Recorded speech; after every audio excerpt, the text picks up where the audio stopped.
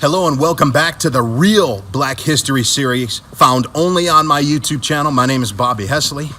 I am your instructor. I am your professor. I am your teacher.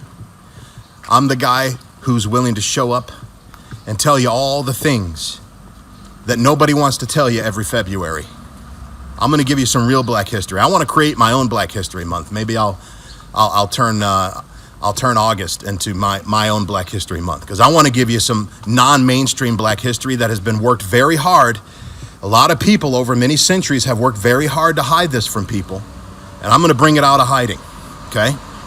So, I want to start with the history of slavery.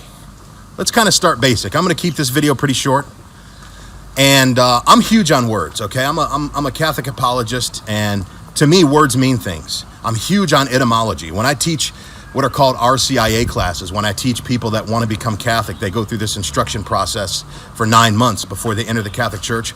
I'm huge on breaking down words. So words mean things. So I'm gonna throw a word at you guys that we hear used a lot, but none of us really know what it means. None of us really know the origins of that word.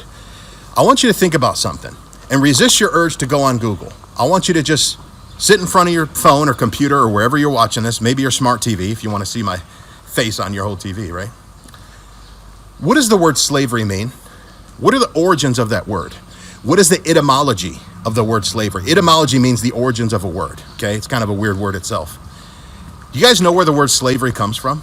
I'll tell you exactly where it comes from. The word slavery actually comes from a race of white people who were enslaved by blacks, by dark-skinned Muslims in the 16th century. Have you ever heard of a race of people called the Slavs? S-L-A-V-S, the Slavs, the Slavic people. They were people that were spread across different European continents, European countries.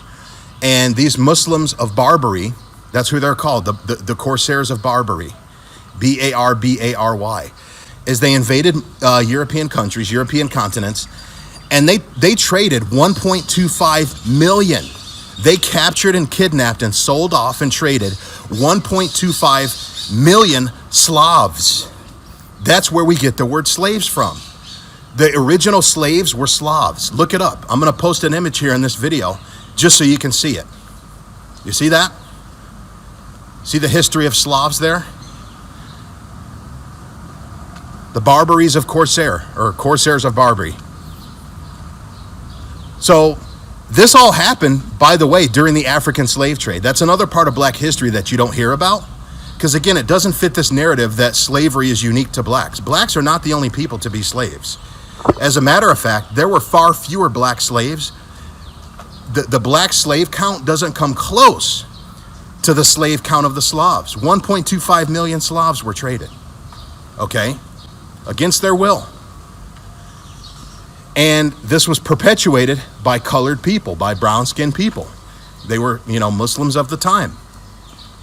And this all happened parallel to the North African slave trade. So we have to look past our pain and see that we are not the only race that was captured as a mass and enslaved against our will. Now, we don't hear Slavs demanding reparations.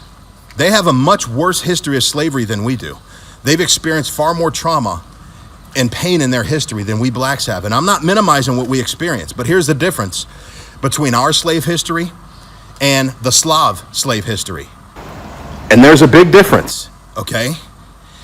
Is that our slavery was institutionalized by our own. In my last video, I talked about how Anthony Johnson is the one who officially made slavery legal in the United States. He created the legal climate and the legal precedent for indentured servants to become slaves, because John Casser was the very first indentured servant to be considered a slave for life. He said, listen, pal, for the rest of your life, I own you. You're mine. You're going to build my tobacco farm. So unlike the Slavs, they didn't do that to themselves. They didn't legally institute slavery themselves. They were truly enslaved against their will. And blacks were too. But the unfortunate thing about Anthony Johnson is that he inherited the evil greed. I would say that Anthony Johnson was actually much worse than his original slave master, because his slave masters let him go. Right? When Anthony Johnson was an indentured servant, when his contract expired, when his indentured servitude contract expired, they let him go on his way.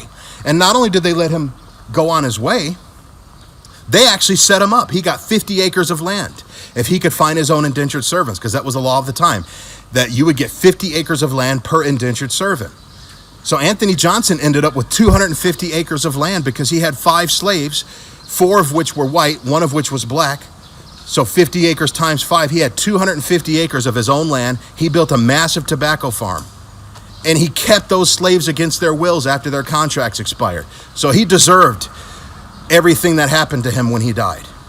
Like I said, I have zero compassion for him losing his wealth like that, because it was built on the back of black slaves. He was a traitor to his own race. He sold out for money. He could have easily kept John Kasser in his employ. He could have easily empowered him and paid him a just wage, or even partnered with him on helping him set up his own farm. But instead, he wanted to have cheap or free labor, which was worse than what was done to him. So there were 1.25 million Slavs that were traded, and we don't hear any black people crying out for them to get reparations.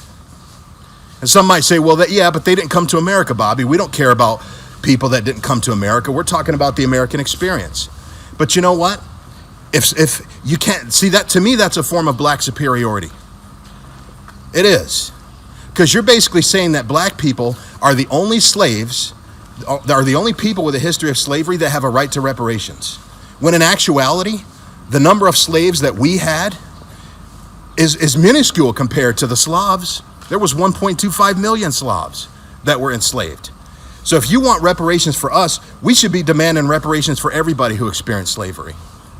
We're not special. We're not unique in that sense. We're not better than other races. We're not more superior than other races. You want equality, right?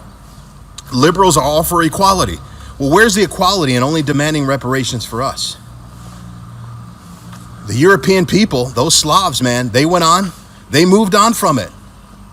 I know I'm oversimplifying it, but sooner or later, you got to move on from your history. You can't stay stuck in the past. You got to press forward. So I wanted to give you that quick word breakdown. I'm not going to make this video too long, but that's the origin of the word slavery, guys. It came from a race of white people that were enslaved by blacks. And some of these Slavs, when it originally happened, were traded in Libya. There were different continents that they were dispersed throughout. One of the places that they landed was in Libya. To this day, there's a black slave trade going on in Libya right now. Ever since Barack Obama and Hillary Clinton killed Gaddafi, you know what they used to kill Gaddafi and to take over that region of Libya? They knowingly employed racist warlords, dark-skinned racist warlords, to do their dirty work of taking out Gaddafi and taking over that region of the country and destabilizing that region. They knew damn well that these warlords that they had do their dirty work were going to take slaves. These warlords were already engaged in slave trade. And Barack Obama and Hillary Clinton actually partnered up with these warlords to kill Gaddafi. This is not where these migrants want to be, heading back to the African continent, thanks to aid from the Italian government to reinforce Libya's coast guard. It's helped cut the number of migrants arriving in Italy to under 22,000 in the last 3 months. It's the lowest total for 4 years. But people trafficking networks in Libya continue to flourish because of government chaos as rival groups battle for power. These Ivorians, repatriated to the Ivory Coast from Libya, say they risk being sold into slavery. They sell Africans over there. In Libya, they sell men. Even 15-year-old Libyans are there in a car, they're armed. They'll come and kidnap you, and they'll sell you for $70 to $150. And then others will resell you. As soon as you arrive in Libya, the first thing that happens is that you are taken away and sold. Our black brothers from West Africa, wherever you are from, a Malian, a Senegalese, or any other nationality from the West, even an Ivorian, you are sold. And for what? $700.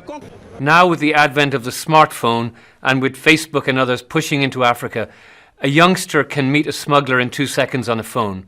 Now, nothing is being done to challenge that. They think they're following a dream to Europe. They end up in the grip of these rapacious smugglers. Despite increased patrols, the UN says more than 160,000 people have made it across the Mediterranean to Europe this year. About 3,000 have drowned en route. Bernard Smith, Al Jazeera. Gaddafi was kind of like a stay of execution. Now, don't get me wrong, Gaddafi was a very bad man. He was an evil man. But he was a stay of execution for those black Libyans because he actually protected them from these racist warlords. Once he died, it was open game on them. It was open season on them. And ever since then, there's been a huge black slave trade going on there.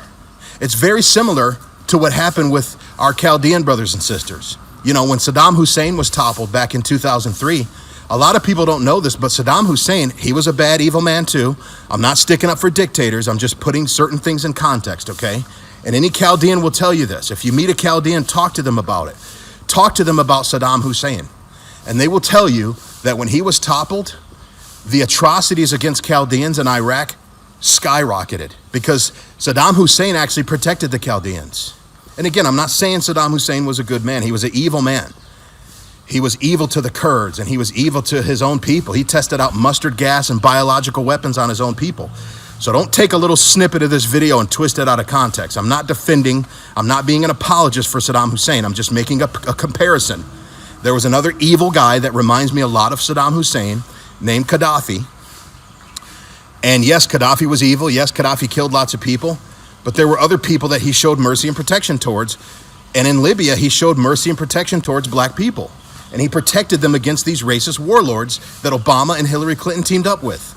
In the same way, Saddam Hussein showed a lot of mercy and protection towards Chaldeans. Why he did that, I don't know. But all I'm saying is there's consequences to military intervention. It's a terrible travesty. But that's the history of slavery, guys. We had it bad, but we didn't have it nearly as bad as other races. And the other races that were enslaved were not enslaved by their own like we were with Anthony Johnson and other blacks who he empowered to enslave other blacks after their indentured servitude contracts expired. He was the very first person to legally be able to keep somebody as a slave for the rest of their lives against their will. And he created a terrible climate for that. And we have him to blame for this institutional slavery that 200 years later you still see all these liberals, both white and blacks, complaining about. Well, we need to take a hard and honest look at ourselves and acknowledge the hand that we had in our own demise when it comes to slavery. Stop blaming it on the white people of today. Stop demanding reparations from white people who are 200 years removed. And stop blaming white people for a slavery that was created by us. Why are you trying to make white people pay for the sins of your black ancestors that institutionalized slavery with the help of the Virginia courts? And then other copycat colonies, when they caught wind of what happened in Virginia, they said, ooh, this is a good idea. We're going to let this happen in our colonies. And slavery spread like a wildfire after that. The indentured servitude industry, which I'm not saying is a just industry, they were underpaid wages and things like that. They were harshly beaten and punished by their masters. That was bad too. But what I'm saying is the indentured servitude industry died and went away once people realized that you could just take people as slaves. Just call them your property. They don't have to be your employees that you have to lose money paying. They can be your property. And you can keep them for life. You could put them in the same category as your livestock. You don't have to pay your cows. You don't have to pay your bulls and your oxen and your goats. Well, let's put the black people in the same category. Thanks for the tip, Mr. Anthony Johnson. You good old black, you swell black fella, you. You just gave us a great idea we're gonna run with. And that's what happened. There's your hashtag Real Black History. Keep coming back to my channel if you wanna get some good black history, some real black history. Share this channel with your friends. Share this channel with people that have a hunger for truth, that have a hunger for real history. And I will see you on the next video. God bless.